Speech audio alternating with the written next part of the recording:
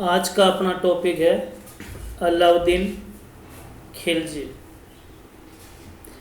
दिल्ली सल्तनत के इतिहास में खिलजी वंश, जिसकी स्थापना जलालुद्दीन खिलजी ने 1290 में की थी, शुरू होती है। जैसा कि आपको सर्वविदित है, दिल्ली सल्तनत के इतिहास में 5 राजवंशों का शासन रहा है। गुलाम वंश 1206 से 90, खिलजी वंश 1290 से 1320, तुगलक वंश 1320 से 1414, सैयद वंश 1414 से 1451 और लोधी वंश 1451 से 1526। इन 5 राजवंशों में खिलजी वंश का दिल्ली सल्तनत के समय के अनुसार देखें तो सबसे कम शासन रहा है, लेकिन अगर सैनिक, आर्थिक और राजनीतिक प्रभाव की दृष्टि से देखें तो खिलजी वंश का प्रभाव है वो दिल्ली सल्तनत के इतिहास में सर्वाधिक रहा है। के.एस. लाल ने अपनी पुस्तक खिलजी वंश और उसका इतिहास में ये लिखा है कि खिलजी वंश की स्थापना कोई राजवंशों का परिवर्तन नहीं बल्कि एक क्रांति था। इसके अंतर्गत अब तुर्कों अथवा मुस्लिमों की विजय की वे शानदार गाथा शुरू होने वाली थी, जो उत्तर भारत से लेके दक्षिणी भारत तक अपनी साम्राज्यवादी विस्तार नीति का प्रचार प्रसार जारी रखेंगे। इस खिलजी वंश के इतिहास में जो सबसे महत्वपूर्ण शासक था उसका नाम था अलाउद्दीन खिलजी। अलाउद्दीन खिलजी जलालुद्दीन खिलजी का भतीजा और दामाद था। इसके द्वारा सर्वप्रथम कड़ा की सूबेदारी ली गई तथा कड़ा की सूबेदारी के दौरान ही इसकी महत्वाकांक्षाओं ने बल दिया और अब उसका उद्देश्य और लक्ष्य था वो अपने चाचा को हटाकर दिल्ली सल्तनत की गद्दी पर अधिकार करना। अलाउद्दीन खिलजी ने षड्यंत्र पूर्वक अपने चाचा जलालुद्दीन खिलजी को मौत के घाट उतार दिया और खिलजी वंश को दिल्ली सल्तनत पर एक नए रूप में स्थापित किया। अलाउद्दीन खिलजी को हम मध्यकालीन भारतीय इतिहास की दृष्टि से 2 रूप में अध्ययन करते हैं। एक अलाउद्दीन खिलजी के प्रमुख सुधार और दूसरा अलाउद्दीन खिलजी की प्रमुख विजय। आज का अपन का जो टॉपिक रहेगा वो है पहले अलाउद्दीन खिलजी के प्रमुख प्रशासनिक सुधार। अलाउद्दीन खिलजी ने दिल्ली की गद्दी पर अधिकार करते ही 4 अध्यादेश जारी किए। सर्वप्रथम उसने दिल्ली में सार्वजनिक रूप से शराब पीने पर पाबंदी लगाई। अमीरों के आपस में बिना सम्राट की अनुमति के वैवाहिक संबंधों पर पाबंदी लगाई। तृतीय, विशेषाधिकार प्राप्त जितने भी प्रमुख उलेमा वर्ग और अधिकारी वर्ग था उसके सभी अधिकार निरस्त किए तथा सार्वजनिक जगहों पर बिना सम्राट की अनुमति के एकत्रित होना, सामाजिक समारोह का आयोजन करना पूर्णतया प्रतिबंधित कर दिया गया। अलाउद्दीन खिलजी के जो प्रमुख सुधार हैं उन्हें हम 3 भागों में बांट सकते हैं। सैन्य सुधार, मिलिट्री रिफॉर्म्स, भू राजस्व सुधार, लैंड रेवेन्यू रिफॉर्म्स, और बाजार नियंत्रण प्रणाली, मार्केट सिस्टम। सैनिक सुधार, अलाउद्दीन खिलजी द्वारा सर्वप्रथम सेना का पुनर्गठन किया गया। उसके अंतर्गत 4 प्रमुख सुधार किए गए। दिल्ली सल्तनत के इतिहास में वह प्रथम सुल्तान था जिसने अपनी एक स्थायी सेना रखी। इतिहासकार फरिश्ता के अनुसार अलाउद्दीन खिलजी की स्थायी सेना की संख्या 4,75,000 के लगभग थी। दूसरा उसने जो महत्वपूर्ण कदम उठाया वो ये था कि घोड़ों को दागने तथा सैनिकों का हुलिया दर्ज करने की परंपरा शुरू की। अर्थात अब सैनिकों का व्यक्तिगत रिकॉर्ड, बायोडाटा दर्ज किया जाने लगा। उनको घोड़ों को दी जाने वाली सुविधाओं का और घोड़ों को भी बाकायदा मोहर अथवा सील के द्वारा दागा जाने लगा, जिससे कि सैनिक और घोड़े की पहचान स्थायी हो सके। प्रत्येक सैनिक का वेतन निर्धारित किया गया।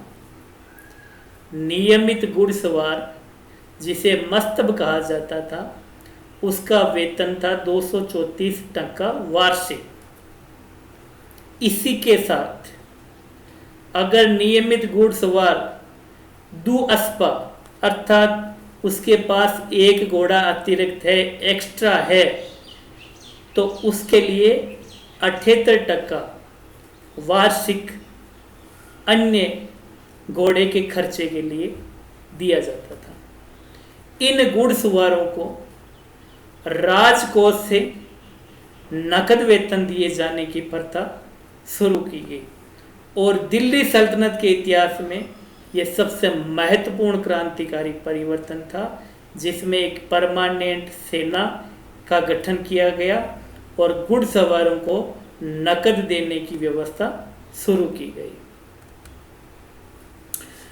भू राजस्व सुधार के अंतर्गत अलाउद्दीन खिलजी ने राज्य की आय में वृद्धि हेतु अनेक सुधार किए।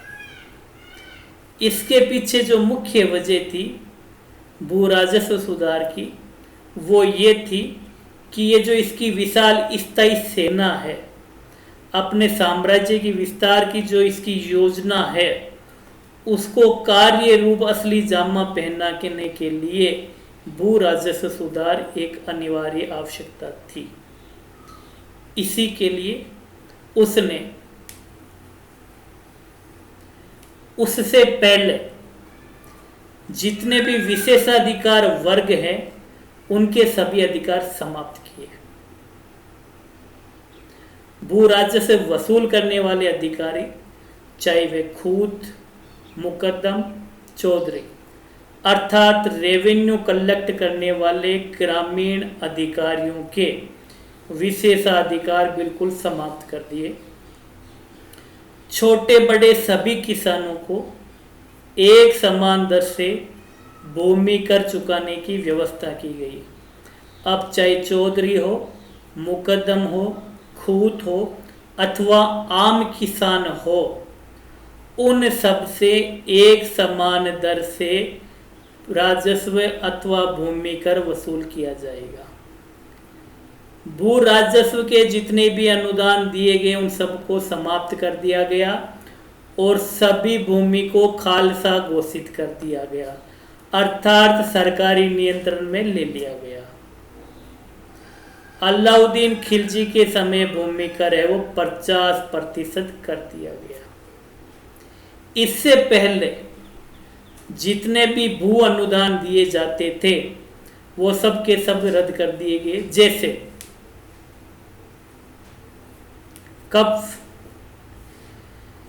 मुस्लिम धर्म अधिकारियों को धार्मिक कार्यों के संपादन के लिए जो भू राजस्व अनुदान दिए जाते थे उन्हें वक्फ कहा जाता था, जो कि अब अलाउद्दीन खिलजी के समय समाप्त कर दिया गया। इदरात पेंशन के रूप में दिए जाने वाले इक्ताओं अर्थात भूमि के टुकड़े को इदरात कहा जाता था। यह भी अलाउद्दीन खिलजी ने समाप्त कर दिया।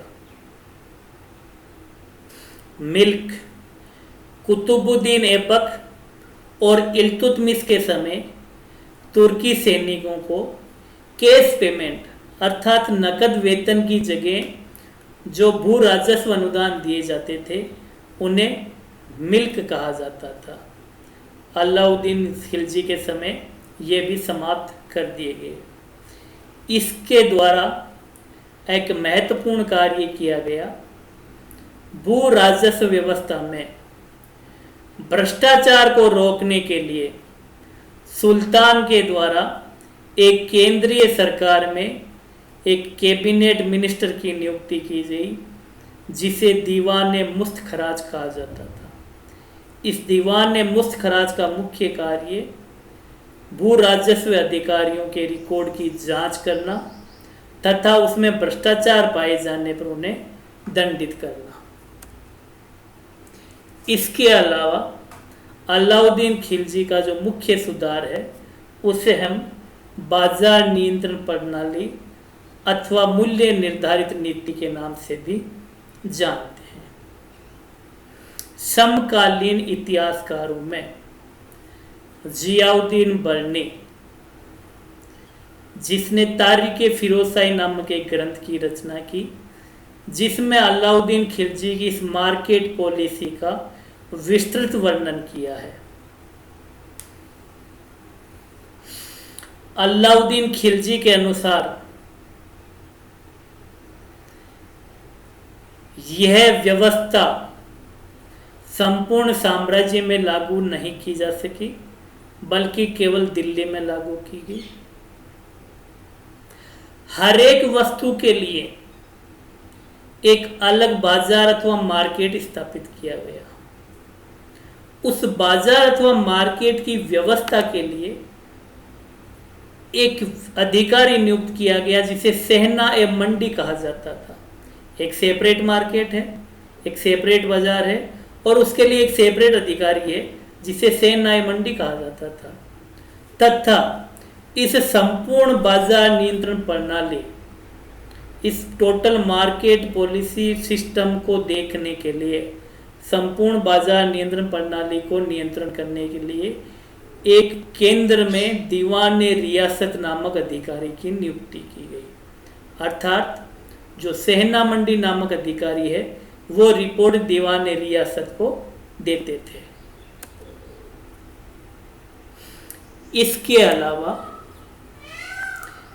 अलाउद्दीन खिलजी के द्वारा इस बाजार नियंत्रण प्रणाली को अपने गुप्तचरों के माध्यम से भी समय समय पर निर्देशन, निगरानी और देखरेख भी करवाई जाती थी, जिसके तहत बरीद और मुनियान नामक दो गुप्तचरों की नियुक्ति की गई। ये उनके दो गुप्तचर अधिकारी थे जो सीधे इनकी रिपोर्ट सम्राट को देते थे कि बाजार व्यवस्था में कहाँ समस्याएं आ रही हैं। प्रत्येक वस्तु का एक सेपरेट मार्केट है, जैसे अनाज मंडी, कपड़ा मंडी, दास मंडी, घुड़सवार मंडी।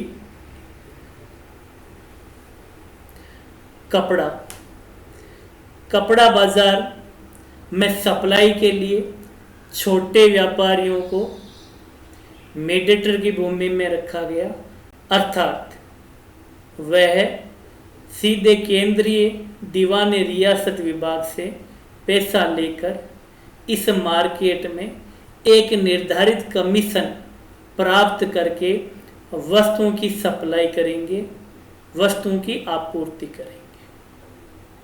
इस प्रकार अलाउद्दीन खिलजी ने दिल्ली सल्तनत के इतिहास में वह क्रांतिकारी परिवर्तन किया जिससे सल्तनत को एक बहुत ही सुदृढ़ और स्थायी सेना प्राप्त हुई।